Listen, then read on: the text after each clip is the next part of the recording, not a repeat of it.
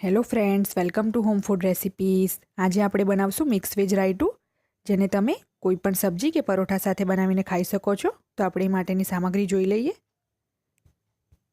Mix veg રાયટુ બનાવવા માટે મેં અહીં લીધું છે 1 કપ જેટલું દહીં। આ મેં એકદમ ગાઢું દહીં લીધું છે। દહીંમાંથી મેં બધું જ પાણી કપડામાં બાંધીને નિતારી લીધું છે। 1.5 ચમચી જેટલું ઝીણું સમારેલું ટામેટું, 1.5 ચમચી જેટલી ઝીણી સમારેલી કાકડી, 1.5 ચમચી જેટલા ઝીણા સમારેલા કાંદા, 1.5 ચમચી જેટલી ઝીણી સમારેલી ગાજર, 1 નાની ચમચી જેટલું મેં બીટ લીધું છે ઝીણું સમારીને। આ ઓપ્શનલ છે, કારણ કે એનાથી રાયતાનો કલર બદલાઈ જાય છે, તો તમને ના પસંદ હોય તો તમે સ્કીપ કરી શકો છો। 1 નાની ચમચી જેટલા દાડમના દાણા, 1 નાની ચમચી જેટલા લીલા ધાણા, મીઠું સ્વાદ મુજબ, મરી પાવડર 1/4 ટીસ્પૂન, અડધી ચમચી જેટલો શેકેલા જીરુંનો પાવડર। જીરુંને મેં તવી પર શેકીને પછી એનો પાવડર કરી લીધો છે। સંચળ પાવડર લીધું છે મેં 1/4 ટીસ્પૂન।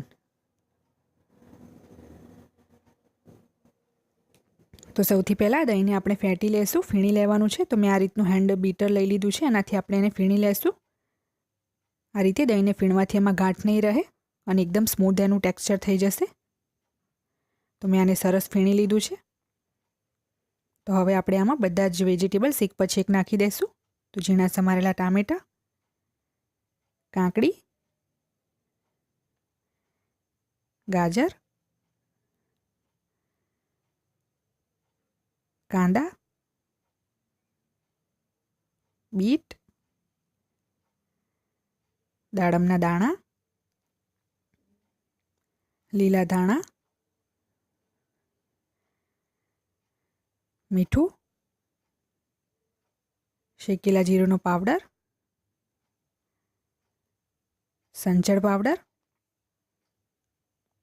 અને લાસ્ટમાં મરી પાવડર પણ નાખી દઈશું। તમે ચાહો તો લીલા મરચાં પણ ઝીણા સમારીને નાખી શકો છો। તો હવે આ બધું આપણે સરસ મિક્સ કરી લઈશું।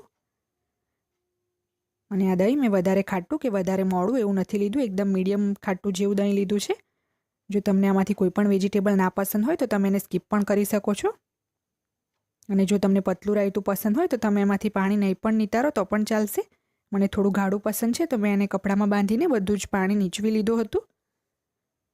તો અમે સરસ રીતે મિક્સ કરી લીધું છે। હવે આપણે આને સર્વ કરી લેશું। તો ફ્રેન્ડ્સ, રેડી છે આપણું મિક્સ વેજ રાયતું।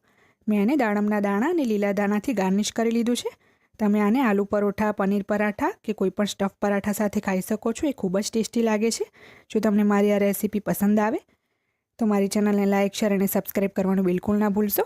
સબસ્ક્રાઈબ બટનની બાજુમાં જે બેલ આઇકન છે એને પણ ક્લિક કરો, જેથી તમને મારા દરેક વિડીયોની નોટિફિકેશન મળતી રહે। જો તમારે મારો આ વિડીયો હિન્દીમાં જોવો હોય તો એની લિંક મેં ડિસ્ક્રિપ્શન બોક્સમાં આપી દીધી છે।